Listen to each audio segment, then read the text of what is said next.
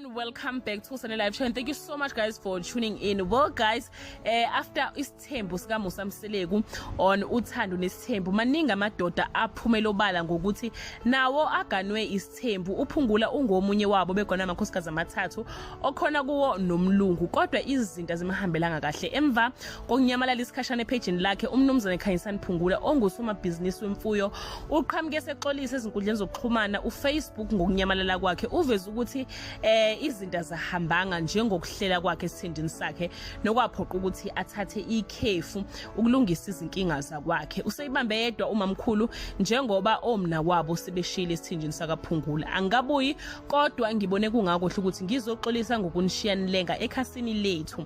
uLebo washiya emva kokujoyina nomlisa waseHammersdale, manje usesena nomunye wesifazane uLebo ke guys omunye wamakhosikazi akhe. uMichelle wasishiya naye ngoba esebonile ukuthi isithembu akuyona into yakhe. uMichelle unkosikazi wakhe womlungu. Savumelana ke noMichelle ngokuhlukana. Ngisayi nomamkhulu kungiyena esakha naye umcebo wethu futhi esikhulisa naye izingane. Kuchaza uPhungula uthe umamkhulu umkoleta ngempilo yakhe yonke ngoba esaphila nje kungenxa kamamkhulu. Qhube wathi kuningi osekukhulunyiwe kakhulukazi ngomamkhulu kodwa akafuni ukugxila kukhona.